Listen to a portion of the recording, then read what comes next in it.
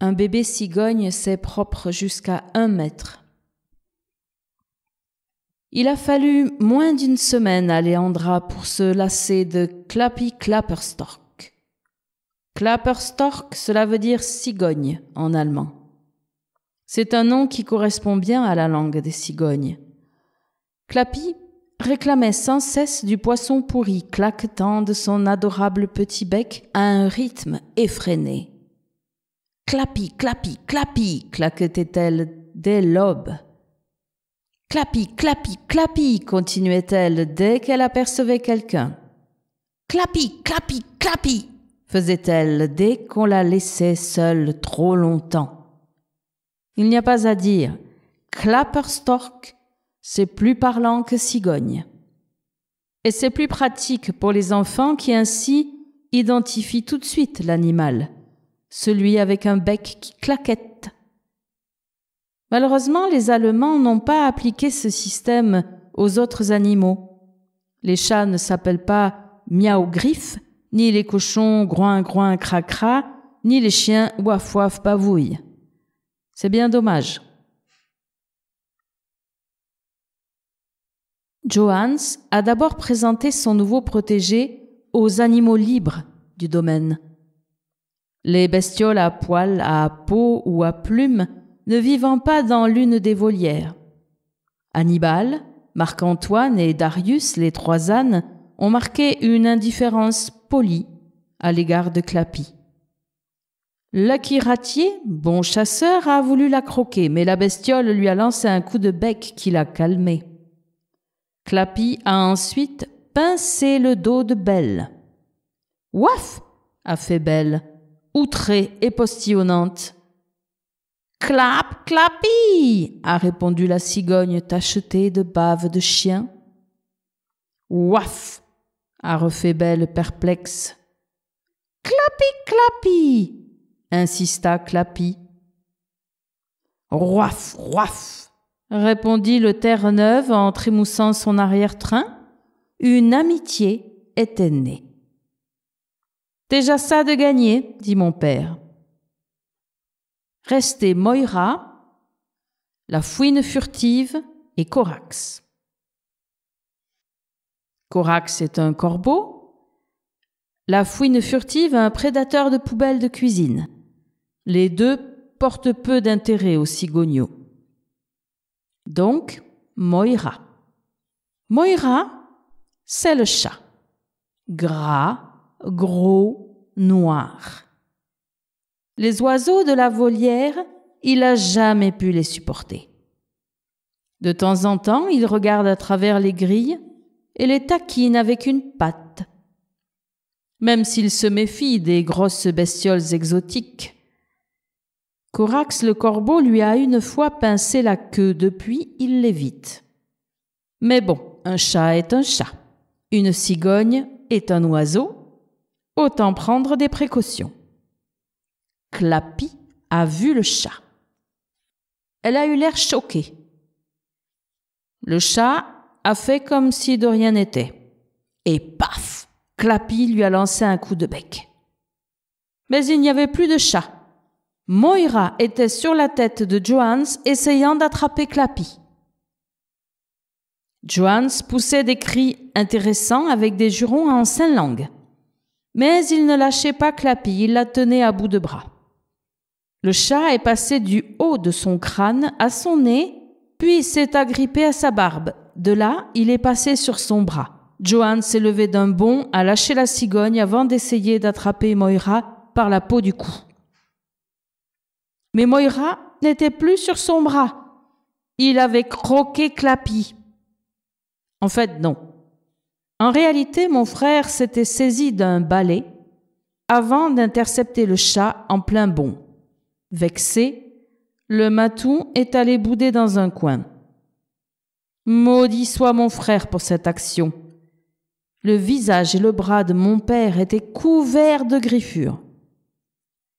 Il a récupéré la cigogne, puis ma mère a récupéré mon père et a porté le lot dans son bureau.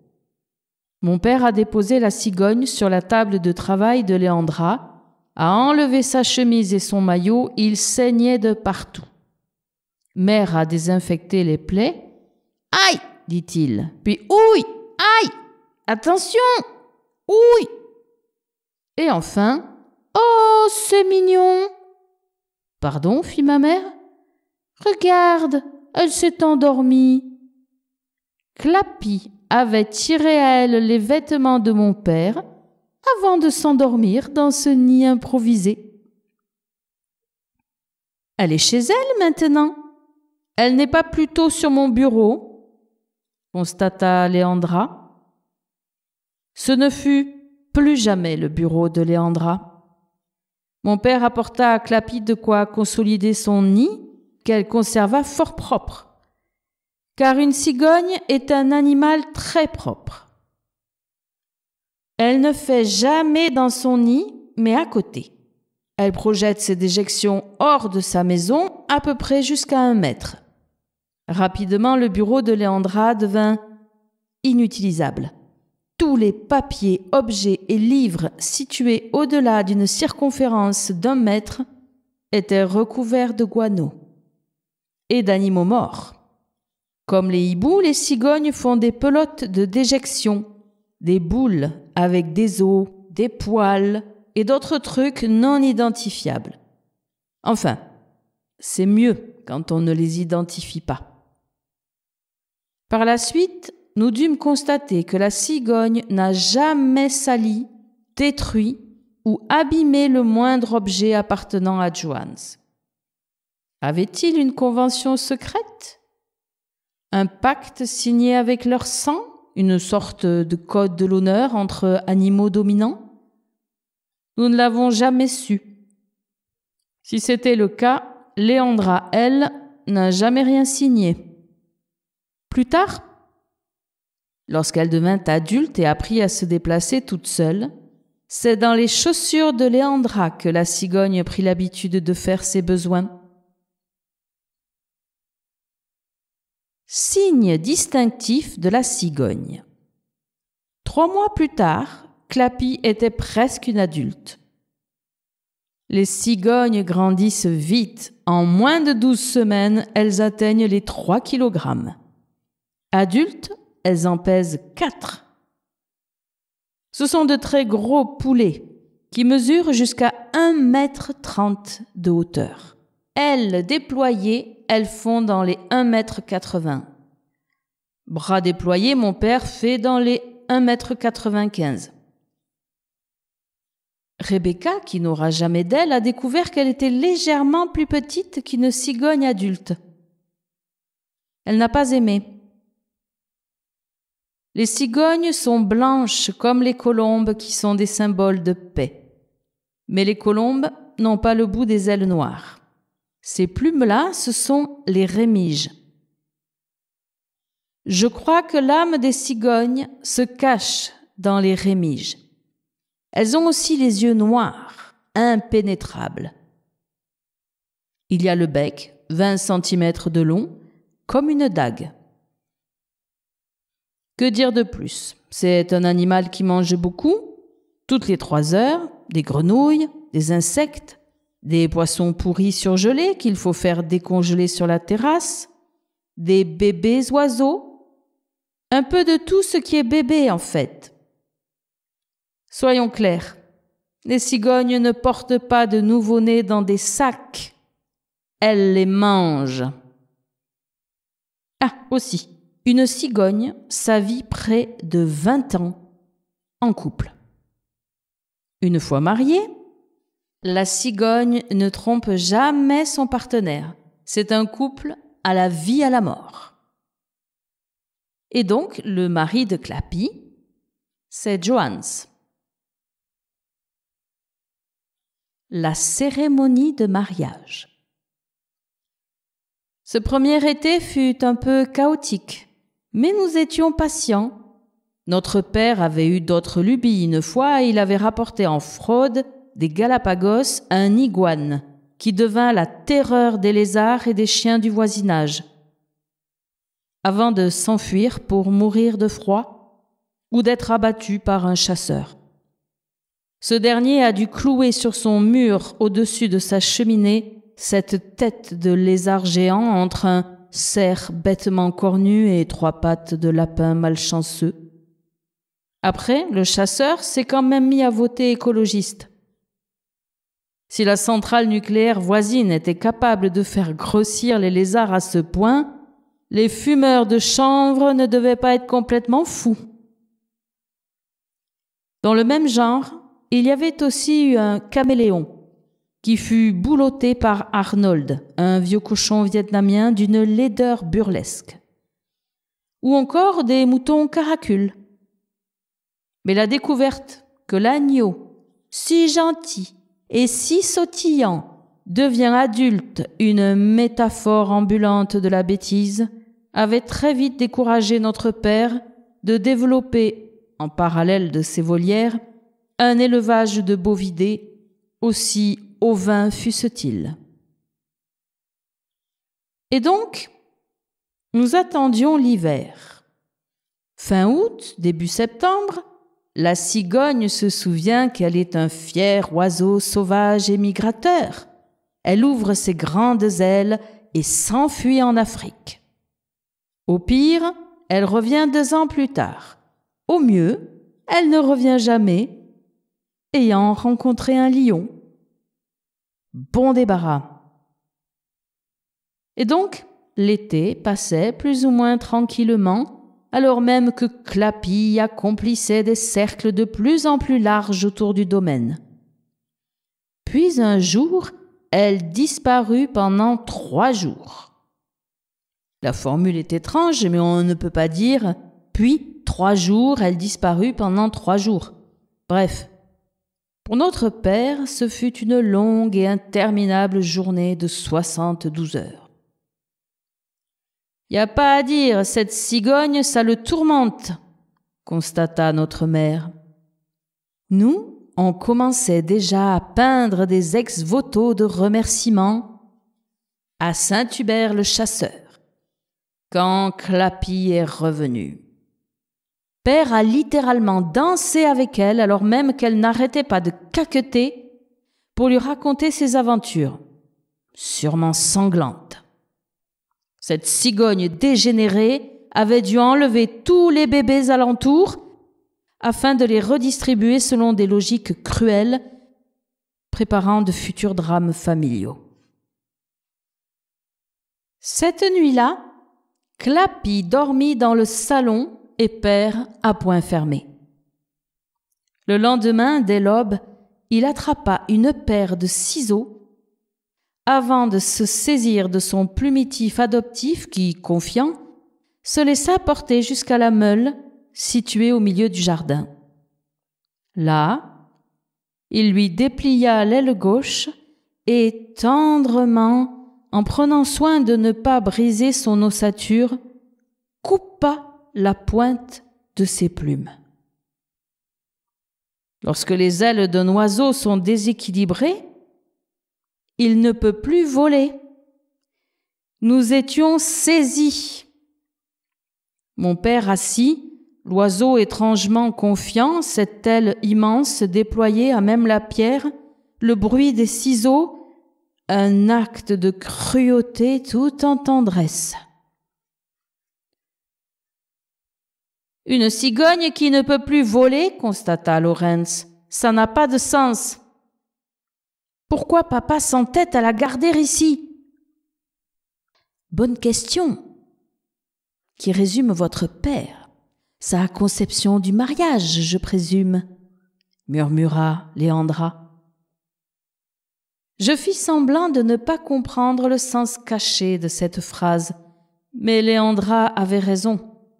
Ce à quoi nous assistions, c'était une cérémonie de mariage. 1 heure plus tard, Rebecca hurlait. Alors qu'elle flottait tranquillement dans la piscine gonflable, Clappy s'était attaqué au boudin bleu décoré d'autocollants Walt Disney. Rebecca se trouvait donc au milieu d'une chose déchiquetée faite de plastique, d'herbes mouillées et de princes charmants gluants. tandis que Clappy dansait autour d'elle en claquant du bec et en agitant ses ailes. Sans nul doute, la cigogne était plus grande que notre petite sœur.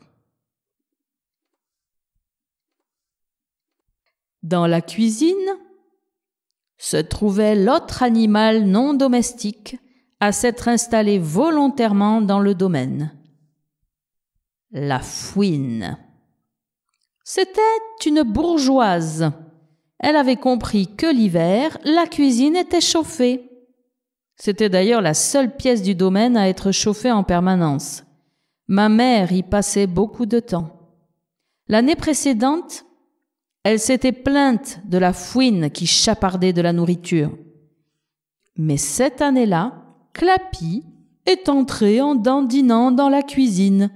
Elle s'est trouvée bec à museau avec la fouine qui l'a chassée en 3 coups de patte et 2 grognements. Mère était aux anges. La fouine a obtenu sa carte de séjour dans la cuisine, l'autorisation de se servir dans les poubelles et un nom de baptême. Furax furtif. Rebecca se faisait régulièrement attaquer. Elle ne sortait plus sans se munir d'un gourdin ou d'une pelle. Lawrence optait plutôt pour des choses qui claquent. Draps, serviettes, torchons. Il aurait bien aimé avoir un fouet, mais n'était pas Indiana Jones qui veut. J'ai eu l'idée d'un pistolet à eau rempli de Coca-Cola. Lorsque Clappy m'attaquait, je l'en arrosais, elle détestait ça. J'avais toujours le pistolet sur moi, mais rarement plein. Ça, Clappy ne pouvait pas le comprendre. Ça reste un oiseau quand même. Rebecca et Lawrence étaient couverts de bleu et de pinsons, Clappy considérant leurs armes comme autant d'invitations au duel. Moi, je n'avais pas de bleu, mais des suçons. Pas de Clappy, ça venait. Mais en quelque sorte, ce fut la cause de ma déclaration de guerre. Ma vie d'adulte, le commencement. J'étais en dernière année au collège. L'année prochaine, ça allait être lycée et internat. Un soulagement. Le collège est loin du domaine. Tantôt mon père, tantôt ma mère nous y dépose le matin, et celui qui n'est pas du matin nous y récupère le soir. On a réussi à leur faire admettre de ne pas nous laisser juste devant la porte du collège. Mais c'est limite. Le soir, on ne traîne pas. Ils nous reprennent une demi-heure après la fin des cours. Cela nous laisse peu de temps pour la vie sociale. Déjà que nos fringues sont bizarres, que nos parents aussi, qu'en plus on n'est qu'à moitié du coin, l'autre moitié étant carrément de très loin, tout ça pour dire qu'on n'a pas beaucoup de copains. Pire, les gars les plus proches du guillotin, ce sont les fils de la Déquercy. Eux, même pas la peine de leur parler. Et ce n'est pas qu'à cause des boutons pustuleux. Et donc au collège, la proviseure, elle est un peu, disons, collée-montée. Pas jouasse, dit Lawrence. Alors avec Nicolas, c'est compliqué. Nicolas, c'est mon copain. Au collège, on se cache. Après le collège, on n'a pas le temps de se voir beaucoup.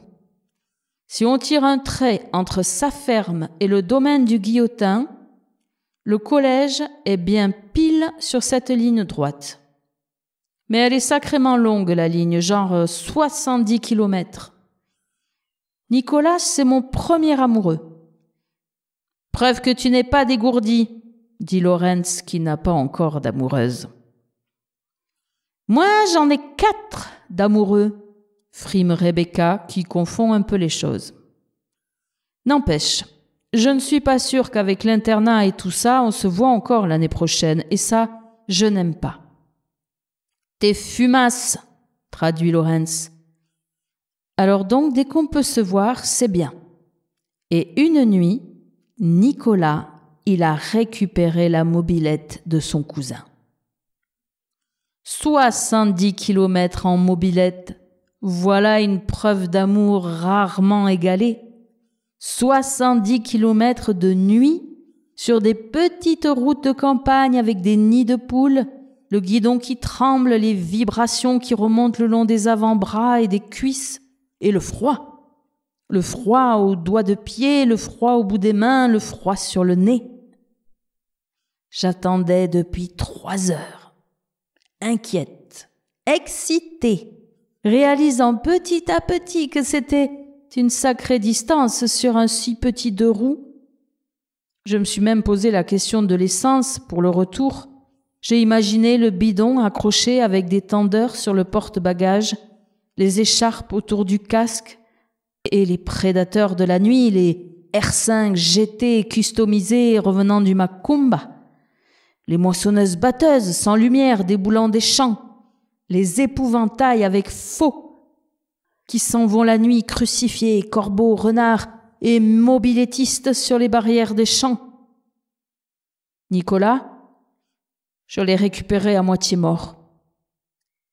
Bientôt fier comme Artaban d'être un héros juché sur son sang-froid, mais d'abord à moitié mort de froid. Alors on est allé dans l'ancien four à pain, une ruine du XVIIIe siècle située au fond du domaine. J'ai apporté des couvertures pour qu'il puisse se réchauffer et on s'est embrassé. Beaucoup. Très fort, très ému. On ne serait pas allé beaucoup plus loin que s'embrasser. Enfin, je crois. Mais on n'a jamais su. Clapi est apparu à ce moment-là. On fumait une cigarette accoudée sur le mur extérieur du four tout en s'embrassant. Quand on l'a vu, une ombre blanche planant à 2 mètres du sol, un vol droit et silencieux, étonnamment droit pour une bestiole à l'aile gauche coupée. Elle a foncé sur Nicolas, l'a attaqué avec son bec. Il a hurlé, elle aussi, continuant de l'attaquer de plus belle. Moi, j'ai défendu mon homme à coups de couverture, en hurlant aussi. Quelque part dans la ferme, Belle s'est mise à aboyer. Bon, évidemment, les parents ont rappliqué. Nicolas avait une épaule en sang, hors de question qu'il rentre par ses propres moyens. Léandra fut intraitable, hors de question qu'il dorme à la maison. Quant à moi, je boudais. Hors de question que je réponde à leurs questions. Une fois toutes ces interrogations mises dehors, il m'a fallu affronter mon père. Il regardait les couvertures, un tartan écossais, un sac de couchage avec des casimirs, une couverture en mohair bleu, et se faisait des idées le conduisant du rouge au bègue. La honte de ma vie. Une certaine haine aussi contre les cigognes et les parents. Papa a commencé à dire quelque chose sur les garçons, je l'ai coupé tout de suite. Quand un chien mord un voisin, on l'abat, non ? Il s'est tu, il a serré les poings, on n'est pas allé plus loin. C'est lui qui a raccompagné Nicolas chez ses parents. La mobilette en vrac à l'arrière du Volvo Break. Je ne sais pas ce qu'il a raconté à Nicolas, mais je n'ai pu obtenir de lui que c'est des fadas, ta famille. Il avait 6 points de suture à l'épaule. Les cigognes sont des rapins portant dagues. Paraît que son père s'est fichu de lui, que c'était bien la première fois qu'un des gars de la famille se faisait déchiqueter par un poulet. Et notre histoire, elle s'est arrêtée là. Moi, j'ai commencé à ourdir des plans.